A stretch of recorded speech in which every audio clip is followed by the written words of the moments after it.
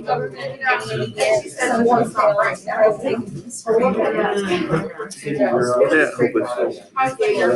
I got 3 points. All right, so before we get started here, going back to fundamental principle of physics, is that the effect of two forces acting on a body is the sum of the forces. Well, just to demonstrate,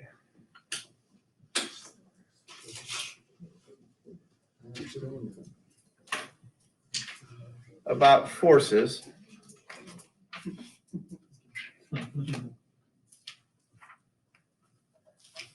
Cool.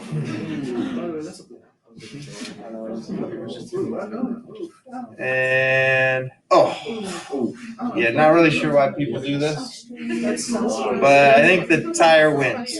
I would have.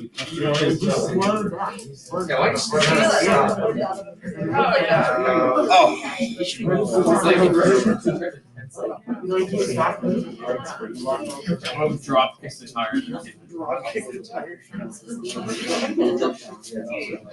Okay. Videos in 1 day. And they're actually working? They're working.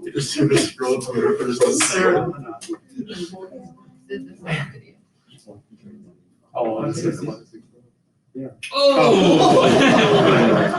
The dude's hands. So I think the red won. So I'm not trying to beg. And Nathan, I got a third one. 3 of them. Go! I'm all about this.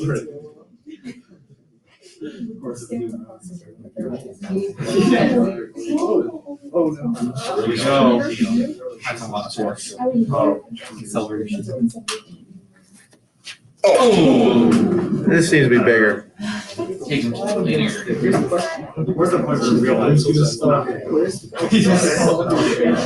All right, this guy's not doing so good here. Didn't you just come in? Oh. Guessing And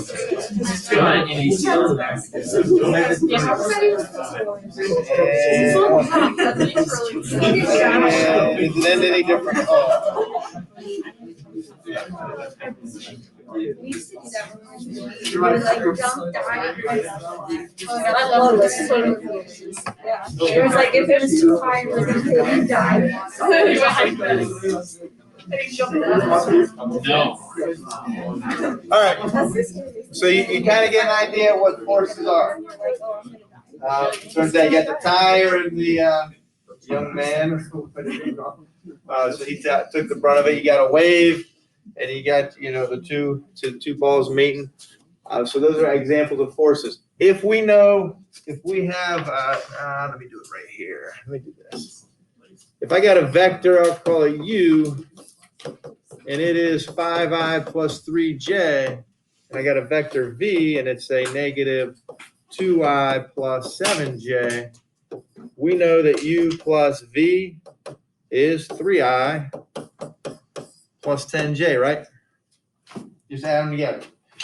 Well, we need to use that fact here. So here's the case here. It says the effect of two or more forces. It doesn't have to be just two. You can have multiple forces. Is this the sum of the forces, which means you got to do what? Sum means add. You just got to add them together. You got to add them together. So for this first one here, it says two forces are acting on a body. One force has a direction of 130 degrees and a magnitude of 100 pounds. Well, it's going to be a lot easier to represent forces in terms of direction and magnitude, okay? Because you see that, if somebody's running at you with a ball, the force, how fast they're running, and then, the direction they're coming. A second force has a direction of 200 degrees and a magnitude of 70 pounds. Find the resultant force in the direction. Well, we're basically, whatever they're acting on, where's it going to go? Okay, where's it going to go? Well, draw out the situation. So whatever they're acting on is at the origin. And so there's 100 pounds here, and this one would be at a force of 70 pounds. Well, common sense, where's that going to end up? It's got to end up somewhere in between the two forces. Well, where's the sum of the forces? You got to add them together. Now, you could draw it out geometrically, okay? And I could take this, and I could slide it here, and then, or I could make a parallelogram, and I could draw this. That black vector is the sum, right? That's the answer. Okay, that's the answer. But we got to figure out its direction, and we got to figure out its magnitude. Is it going to be more or less than 100 pounds? Just guess. Less. I would say more. Why? Because it is longer. Okay, the length of the vector tells you the magnitude. So if this is 100, so the 100 and the 70 are kind of combined together. It's not going to be at 170. It's not going to be like they're both not going to work together, but they'll each help each other. All right, we got to find that vector. It's not easy. You don't want to draw it out every time and measure it because there's going to be human error. So we're going to convert this to IJ form. So start with vector U, and that is 100, which is the magnitude, times cosine of 130 degrees I plus sine of 130 degrees J. Okay, that's it. Now multiply. So take 100 times cosine of 130, take 100 times sine of 130. Let's go everything to the 100. Everything to the whole problem. Everything to the 100.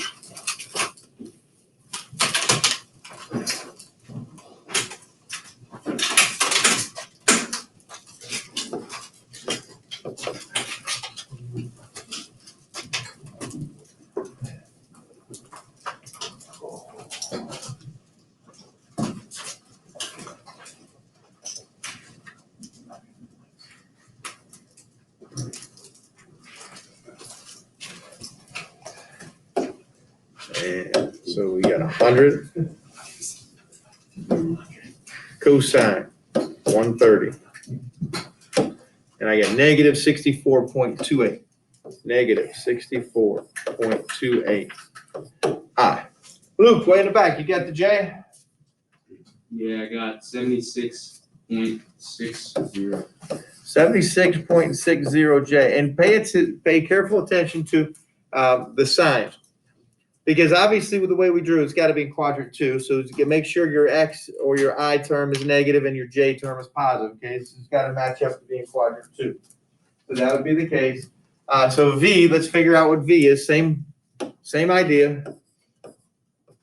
And I'll call that one V.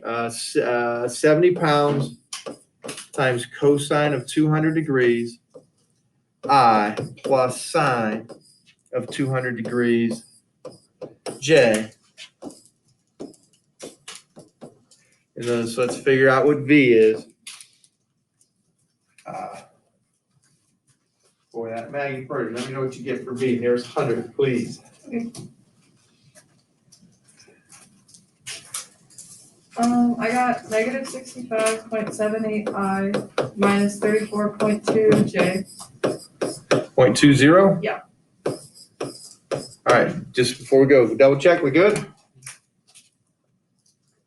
Oh, I got some no's. Uh-oh. Or we got some yeses. 65.78 and 34. Or did you just write it down? I just read.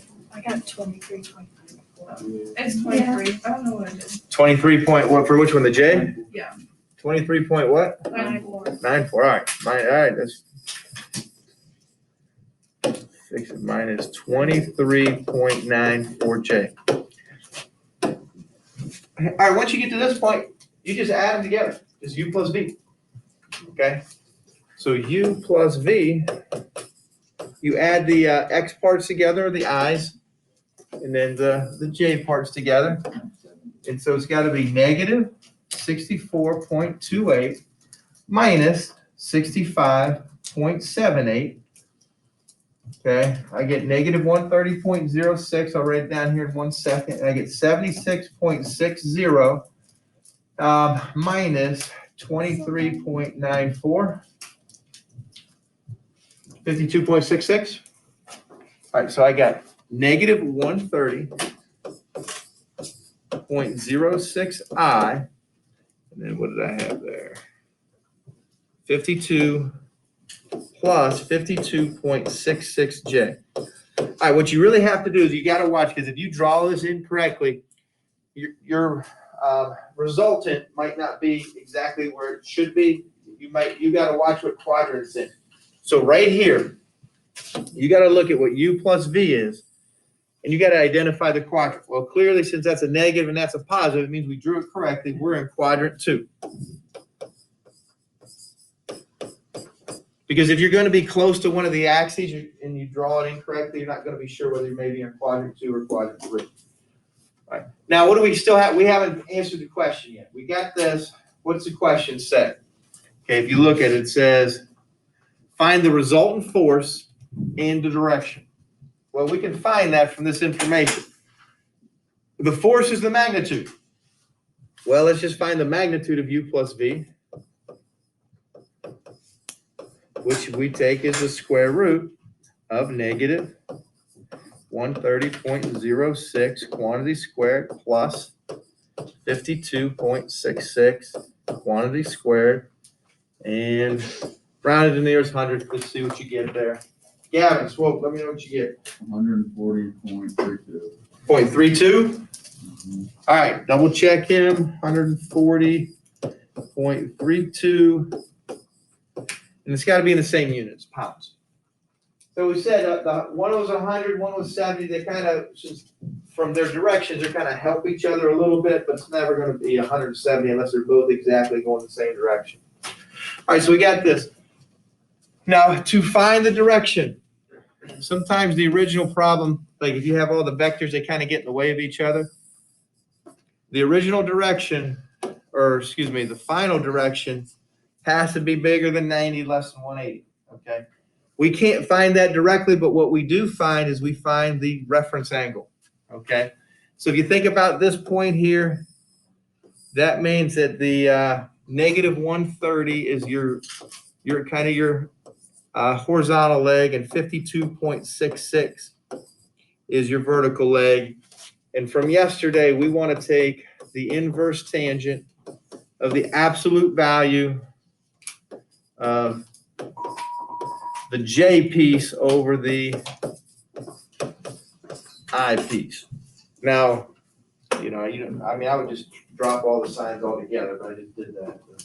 I don't know, to be formal. Go ahead, type that in, see what you get for your reference angle.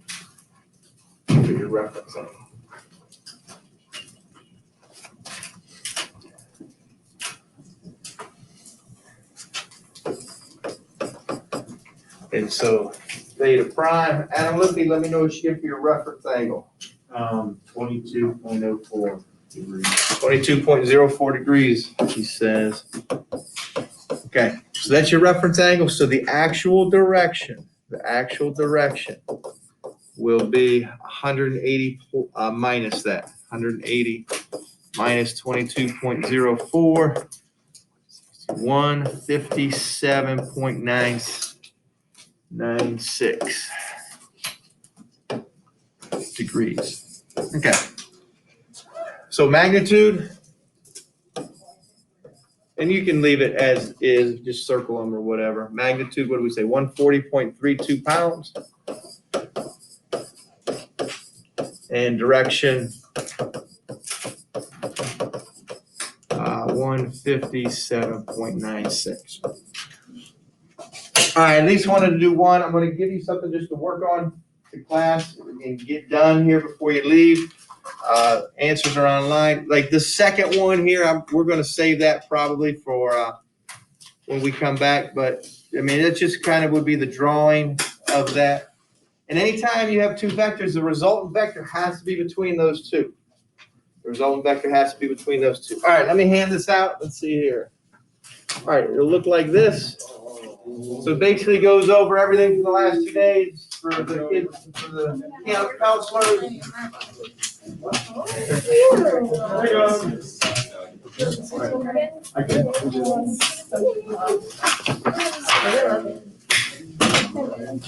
Work like that. No, but when I work in an elliptic pool. I don't know, I'm a slow worker. Like upper body, I don't need the things to support it. Like raise I just heard.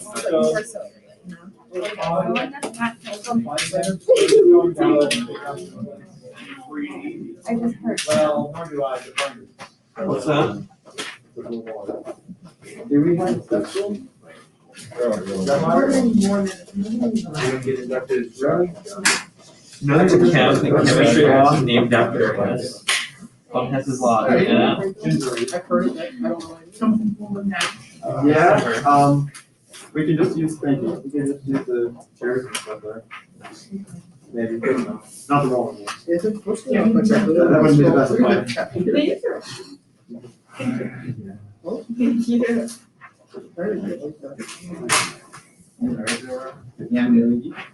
My president, Ryan Moorhead. The president. All right, you see those 6 on the front, do 1 through, actually, you're gonna do 1 through 8. There's 2 of them on the back. Try and get those done. If you're really adventurous, you wanna try 9 and 10, have at it, but, I think a 1 through 8 would be a good goal. You could work together.